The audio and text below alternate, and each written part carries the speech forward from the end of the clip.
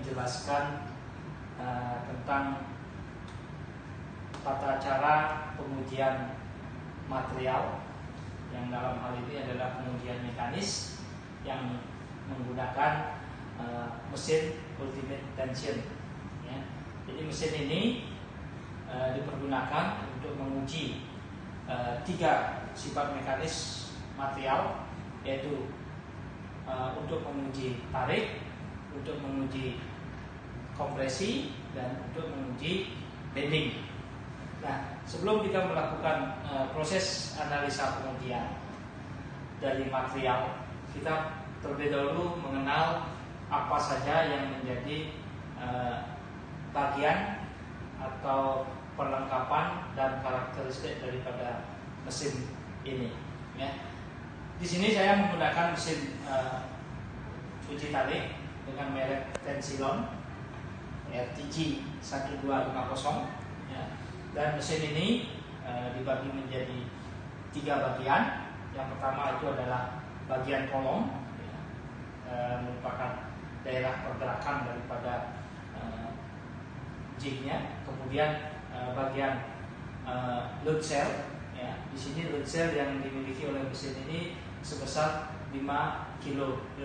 Ya. Ini load cell yang dikonek ke perangkat lunaknya di sana di komputer. Kemudian ada bagian pengikat yang dikenal dengan jig. Ya. Jig di sini dibagi menjadi 2. Ya. Ada jig bagian bawah, itu mengikat, dia steady. Kemudian jig pada bagian atas mengikat spesimen untuk bergerak sesuai dengan pergerakan daripada load cell di sini. Nah, di samping itu juga mesin ini dilengkapi oleh perangkat kontrol, ya, yang mana perangkat ini akan mengatur pergerakan daripada mesin di sini. Dan kemudian proses daripada pengujian di sini akan tercatat pada komputer.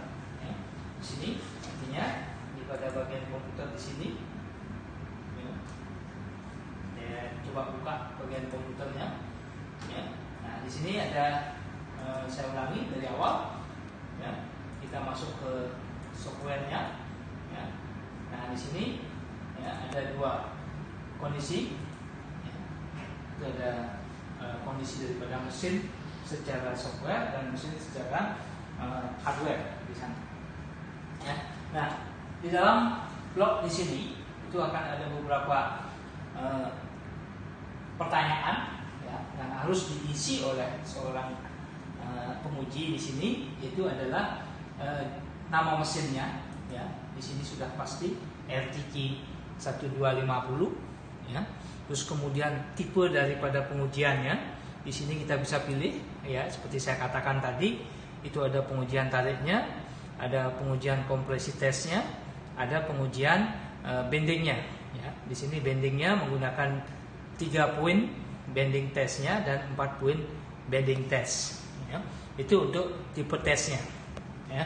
Nah, di sini di samping tipe tesnya juga ada kontrol metodenya, yang mana kontrol metodenya di sini untuk mengatur kecepatan daripada crosshead sectionnya dia, ya, mengatur pergerakan penarikan dari kolom di sini, ya, penarikan atau penekanan. Nah, di sini kita bisa pilih, ya, dan ini ada test speednya, ya, kecepatan pengujiannya dari 0,05 mm per menit sampai dengan, ya, kita bisa pilih sampai dengan 1000 mm per menit, ya. Nah, kemudian ada bagian test directionnya, ya. Kalau kita menggunakan kompresi, ya, kita tinggal pilih di sini tekan, ya, kompresi. Ya, kita pilih kompresi, maka dia akan bergerak, tension directionnya akan bergerak ke bawah menekan. Kalau kita pilih dia tensile, dia akan menarik ke atas, ya. Nah, itu bagian-bagian daripada mesin UTM yang dipergunakan dalam pengujian sifat mekanis daripada material di sini. Selanjutnya, bagian kedua daripada pengujian ini itu adalah menentukan jenis spesimen yang akan dipergunakan, ya. Spesimen dalam hal ini adalah benda uji yang akan dipergunakan. Nah, karena dalam pengujian di sini kita akan mengadakan pengujian tarik, ya, atau dikenal dengan tensile test. Ya. Kita mengenal ada beberapa jenis spesimen. Ya. Di sini saya bisa tunjukkan. Ya. Jadi secara umum, ya, berdasarkan standar yang ada itu menggunakan bentuk dog bone, ya, bentuk tulang, ya, dog bone di sini. Ini untuk material yang berbentuk plat, ya. Terus kemudian ini dog bone untuk material plat juga, ya, bentuknya plat karena dia, kenapa saya katakan plat, karena luas penampang, ya, luas penampangnya persegi. Dan kemudian ada yang berbentuk silindris dengan luas penampang lingkaran, ya.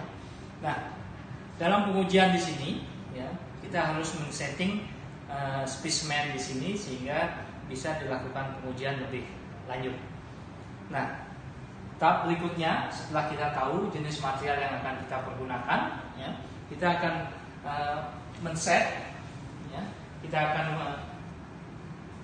set spesimen di sini. Saya akan pergunakan spesimen berbentuk silindris, ya, berbentuk silindris di sini, ya, bentuknya seperti ini, ya, seperti dog bone juga. Ya. Nah, di sini diawali dengan kita merilis, ya, dari pencekamnya, ya, kita merilis pencekamnya di sini, ya, kita rilis, ya, karena kita punya mesin di sini cuma kekuatannya 5 kN, ya, kalau kita pergunakan benda kerja yang besar rasanya tidak mampu, maka kita akan mengganti dengan menggunakan kawat, ya, aluminium. Jadi di spesimen kawat di sini, ya, dengan diameter 0,02, ya, kita akan set pada jignya di sini, kita masukkan seperti ini, ya.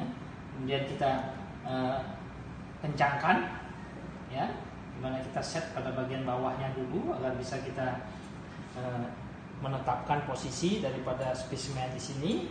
Selanjutnya kita akan menutup, ya, pada bagian atas, ya, sehingga